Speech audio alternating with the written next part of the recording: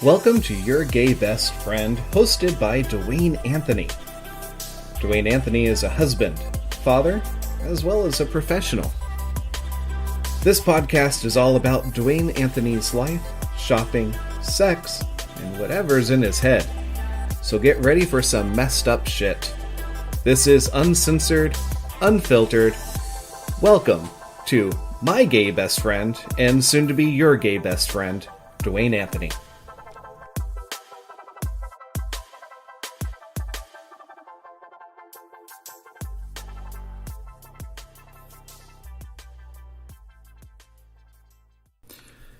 Hello, hello, hello. It is Dwayne, your gay best friend. And being your gay best friend, I decided to do a little research and look at the Top 10's website to see the best gay movies out. And this seems... I have found some very interesting stuff here. So if you want to check it out, it is www.thetop10s.com, and I just did a search for the best gay movies, and you could check this out with me if you'd like, but I'd like to let you know the number one ongoing voted best gay movie is Brokeback Mountain. Now, I'm really disappointed in this. I'm kind of wondering who's voting because, and it seems to be a website that updates pretty regularly because it doesn't just say the top 10. There's a bunch of honorable mentions, and I think it goes all the way up to like 76 or so of movies that have been voted on. But number one being Brokeback Mountain is such a disappointment to the gay community, in my opinion, of course, because if you've seen it, I mean, I saw this movie once in a movie theater. I went with a very good friend of mine, Ben. Ben and I went to the movies. We sat down. We noticed there were very few gay people in the movie theater. It was a lot of older straight couples. And my initial thought was either we were in the wrong movie theater, or if we weren't in the wrong movie theater, then isn't it great that all these people wanted to see and learn a little bit more about gay movies, and broaden their horizons? Because I'm all about education. Whether I agree with it or not, I am about educating yourself and understanding other people's perspectives and yada, yada, yada. Like, I get that. But that's not exactly the case I saw with Brokeback Mountain. Again, personally speaking, let me read you some of the comments that these voters put out there for it being the number one top 10 best gay movie out. The tent scene is really hot. Okay, first off, that tent scene, when that happened in the movie, and I promise you, if you are a gay man of a certain age and you watch that gay tent scene, you'll probably do what my friend Ben and I did. We literally looked at each other, and Ben whispered in my ear, "I feel really dirty. I want to leave now." It kind of felt like a rape scene. Like, and I know that's a really harsh thing to say, but I'm sorry, but when you're wrestling around, pushing each other off, throw someone down, face down into the ground, spit in your hand, like, I'm sorry, that just wasn't a pleasurable experience any way, shape, or form that I know of. But let's go on with more comments. I adore this movie. I don't care what anybody says. It is wonderful.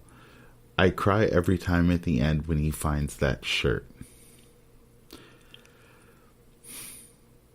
Okay. Let's not forget that this guy was married and he totally screwed up his life. And they left a lot if I'm remembering correctly, and if not, please let me know. But they kind of skip over the love relationship outside of this tent scene.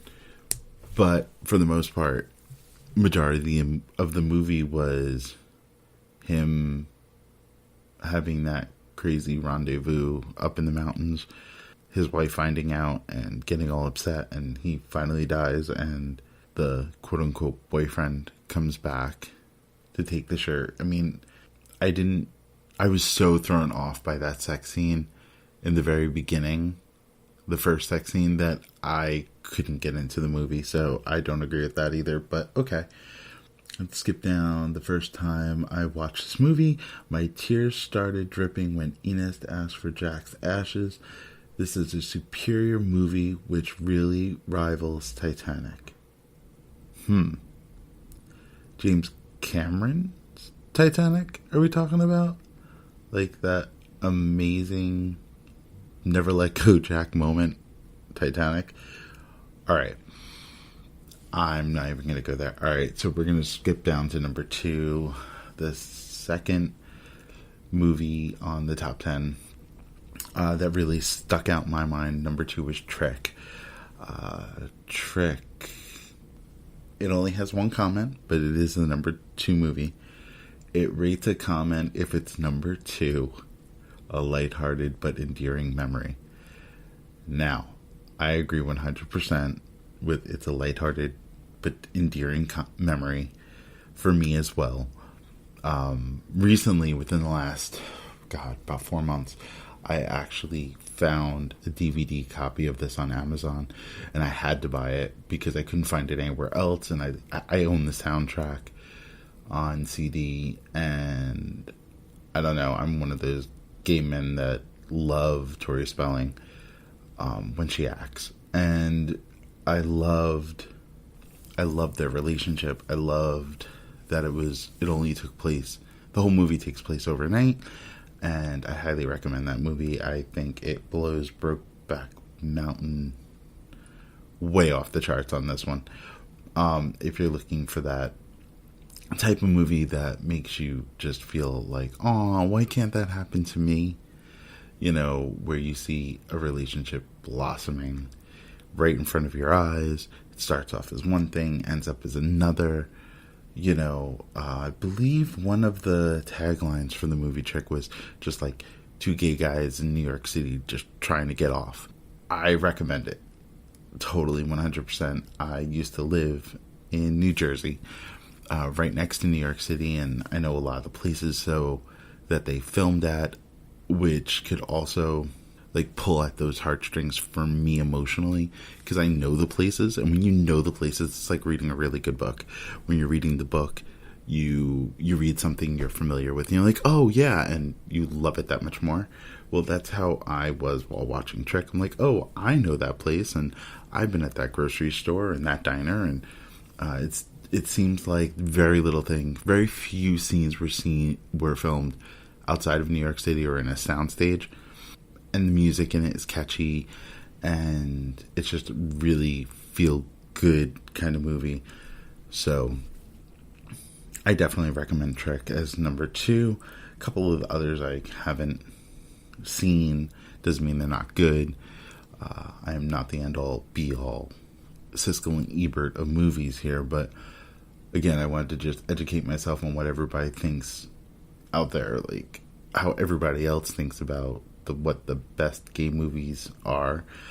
I really wonder if straight people are just voting here. I have no idea. Are they trying to screw this up? Number 7 is Latter Days. Latter Days is another one of those movies that I love. Number 7 is respectable for top 10, especially with all the other gay movies out there in the world. So, I mean, I don't know every one of them, so I can't have a very strong opinion on that, but I am glad Latter Days did make a top 10. If you haven't seen that one, I would. The acting is okay. I do agree with one of the comments here, though. Okay, so the second comment under number 7, Latter Days. I can't believe Brokeback was rated higher than this masterpiece. And whoever said that, I am right there with you. I I really don't want to seem like I'm hating on Brokeback Mountain, but let me tell you guys, going back to Brokeback Mountain, I really think Brokeback Mountain was that type of movie that was put out there to test the waters in mainstream to get people to watch. But it didn't do justice to the gay community, if you know what I mean. Like, there's that one movie with Leonardo DiCaprio where he sleeps in a bear.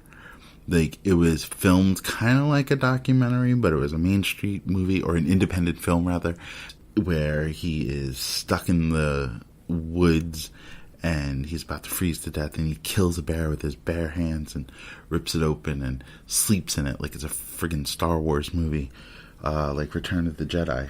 But that movie, I'm going to see if I can find the name of that movie now, but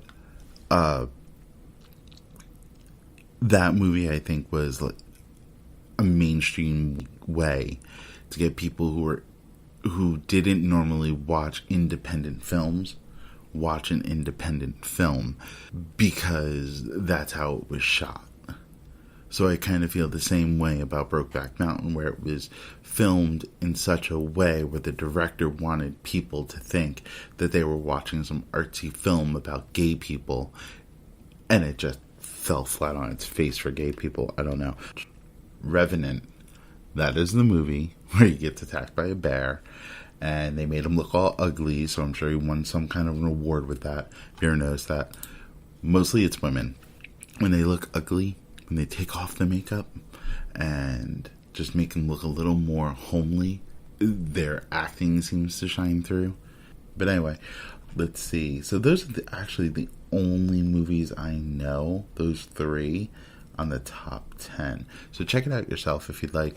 Again, it's thetop10s.com and search best gay movies. Let me see. Number 11, Honorable Mentions. The Contenders, they call it. Number 11 was Milk. I have not seen that yet. Bad Gay, I know. Number 12 was Moulin Rouge. I have seen that, which is a fun movie. I don't know why it's considered gay, but music theater, I guess? I don't know. Number 15, Hedwig and the Angry Inch. Amazing movie. I enjoyed it. It's not for everybody, but hey. Number 17, Interview with a Vampire. I have watched that in the movies while I was in high school. Yes, I'm that old. Shut up. It was kind of fun. Let's see. A lot of my friends like that. Number 19 was Philadelphia. 20 was Rent. 21 was In and Out. Another one of those fun movies. I do know a good number of the movies that didn't make the top 10.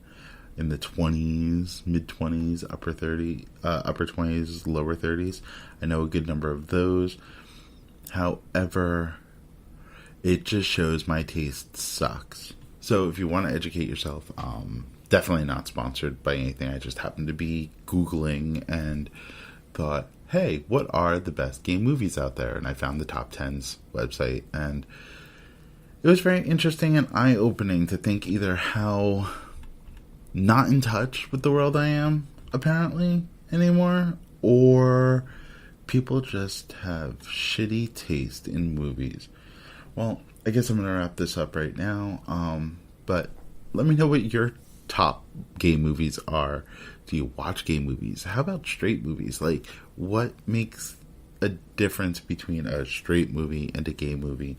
I really want to know about that, because a movie is a movie, is it not? I mean, seriously, I just don't see the big deal and the big difference between that. So, again, thank you for listening, and I will catch you guys soon. Bye.